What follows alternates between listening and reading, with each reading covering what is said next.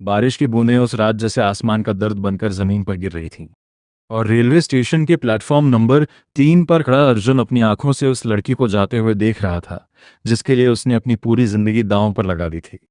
उस लड़की का नाम था मीरा।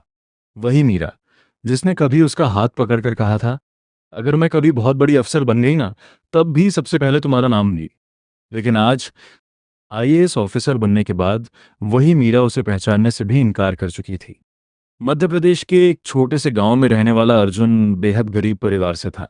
उसके पिता गांव में छोटी सी चाय की दुकान चलाते थे और माँ दूसरों के घरों में काम करती थी। घर में पैसे नहीं थे, लेकिन अर्जुन के सपने बहुत बड़े थे। वह खुद पढ़ाई में बहुत अच्छा नहीं था, लेकिन उसे लोगों के सपनों पर यकीन करना आता था। और उसी गांव के सरकारी स्कूल में पढ़ती थी मीरा।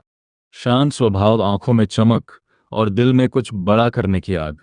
गांव के लोग अक्सर कहते थे, लड़कियां ज्यादा पढ़ लिख कर क्या करेंगी, लेकिन मीरा हर ताने के बाद और मजबूत हो जाती थी। एक दिन स्कूल के बाहर कुछ लड़के उसका मजाक उड़ा रहे थे।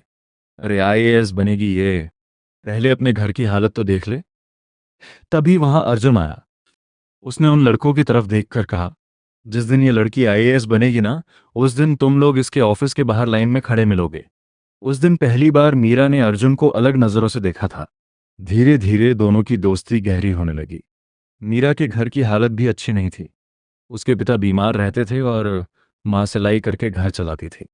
लेकिन मीरा का सपना सिर्फ एक था, आईएएस बनना। रात को गांव में जब बिजली चली जाती, तब अर्जुन लालटेन लेकर उसके घर पहुंच जाता। पढ़ ले मीरा, एक दिन यही रोशनी तुम्हारी जिंदगी बदल देगी। मीरा मुस्कुराकर उसे देखती। कई बार खुद भूखा रहकर अर्जुन उसके लिए किताबें खरीदता था। उसकी माँ पूछती, बेटा अपने लिए भी कुछ बचा लिया कर। अर्जुन हंस देता। माँ, उसके सपने पूरे हो गए ना तो लगेगा मैंने जिंदगी जीत ली। शुरुआत। समय गुजरता गया। मीरा ने ग्रेजुएशन पूरा किया और यूपीएससी की तैयारी के लिए दिल्ली जाने का फैसला लिया। लेकिन उसके पास पैसे नहीं थे। उस रात अर्जुन चुपचाप अपनी माँ के पास गया और बोला, माँ वो ज़मीन बेच देते हैं। माँ हैरान रह गई। बेटा, वही तो आखिरी सहारा है। अर्जुन की आंखें नम थीं। माँ, किसी की जिंदगी बनाने से बड़ा सहारा कुछ नहीं होता। कुछ दिनों बाद मीरा दिल्ली चली गई। रेलवे स्टेशन पर जाते वक्त उसकी आंखों में आंसू थे। अर्जुन, अगर मैं सफल हो गई ना तो सबसे पहले तुम्हारे पास लौटूंगी। अर्जुन मुस्कुराया। मुझे तुम पर खुद से ज्यादा भरोसा है। ट्रेन चल पड़ी और उसी दिन से अर्जुन ने अपने सपनों की जगह सिर्फ मीरा के सपनों को जीना शुरू कर दिया। दिल्ली में जिंदगी आसान नहीं थी। छोटा कमरा, दिन रात पढ़ाई, कई बार भूखे पेट सोना। लेकिन हर मुश्किल में अर्जुन उसके साथ खड़ा रहता। वह गांव में मजदूरी करता और पैसे भेज देता। कई बार खुद फटे कपड़ों में घूमता ताकि मीरा की कोचिंग फीस भर सके।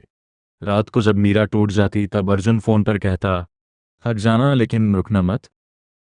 मीरा रोते हुए कहती, अगर तुम साथ ना होते ना अर्जुन, तो मैं कब की हार गई होती।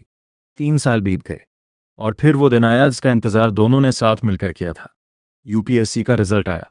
मीरा ने पूरे देश में 19वीं रैंक हासिल की थी। पूरा गांव खुशी से झूम उठा। ढोल बजे, मिठाइयां बांटी गईं। अर्जुन खुशी से रो पड़ा। उसने आसमान की तरफ देखकर कहा, भगवान, मेरी मेहनत सफल हो गई। उस रात उसने मीरा को फोन किया, लेकिन फोन बिजी था। फिर दोबारा किया, फिर तीसरी बार, लेकिन बात नहीं हो पाई। अर्जुन ने सोचा शायद बहुत लोग बधाई दे रहे होंगे। उसे क्या पता था कि जिंदगी अब करवट लेने वाली है।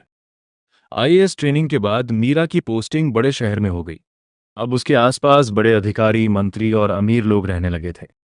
धीरे धीरे उसका रहन सहन बदलने लगा। उसकी बातें बदलने लगीं। और फिर एक दिन अर्जुन ने उसे फोन किया, मीरा, गांव में सब तुम्हारा इंतजार कर रहे हैं। कुछ सेकंड की चुप्पी रही। फिर मीरा बोली, अर्जुन, अब हमारी दुनिया अलग है। अर्जुन का दिल जैसे रुक गया। मतलब मतलब ये कि अब मैं एक आईएएस ऑफिसर हूँ। मेरी एक पहचान है, एक स्टेटस है। अर्जुन कांपती आवाज में बोला, और हमारा प्यार? मीरा ने धीरे से कहा, वो बस बचपन की भावनाएं थीं। फोन कट गया और अर्जुन की जिंदगी भी। उस रात उसने पहली बार खुद को पूरी तरह अकेला महसूस किया। जिस लड़की के लिए उसने सब कुछ खो दिया, आज उसी ने उसे बोझ समझ लिया था। गांव वाले बातें बनाने लगे, देखा गरीब लड़कों के सपने ऐसे ही टूटते हैं। अर्जुन चुप रहने लगा। उसकी माँ उसे हर रात रोते हुए देखती, लेकिन वो किसी से कुछ नहीं कहता था। उधर मीरा की जिंदगी में चमक बढ़ती जा रही थी। बड़े बड़े कार्यक्रम, मीडिया इंटरव्यू, अफसरों की पार्टियां, लेकिन इस चमक के बीच कहीं ना कहीं उसका दिल खाली था। एक दिन वो अपने ऑफिस में बैठी थी, तभी बाहर तेज बारिश होने लगी। उसे अचानक वो रात याद आ गई जब अर्जुन भीगते हुए सिर्फ उसे नोट्स देने आया था। तुम बीमार पड़ जाओगे अर्जुन। और अर्जुन हंस पड़ा था। अगर तुम्हारे सपनों को बारिश से बचाना पड़े ना, तो मैं पूरी जिंदगी भीग सकता हूं। मीरा की आंखें भर आईं, लेकिन अहंकार अभी भी उसके दिल पर भारी था। कुछ महीनों बाद गांव में अर्जुन की मां बहुत बीमार पड़ गई। इलाज के लिए पैसे नहीं थे। अर्जुन शहर शहर काम ढूंढता रहा, लेकिन किस्मत जैसे उससे नाराज थी। एक दिन मजबूरी में वह मीरा के ऑफिस पहुंच गया। बाहर लंबी लाइन लगी थी। सिक्योरिटी गार्ड ने उसे रोका। किससे मिलना है? मीरा मैडम से। गार्ड ने उसे ऊपर से नीचे तक देखा। अपॉइंटमेंट है। अर्जुन चुप हो गया। तभी अंदर से मीरा बाहर निकली। सफेद साड़ी, आंखों पर चश्मा, पीछे अधिकारी। अर्जुन की आंखों में उम्मीद चमक उठी। मीरा।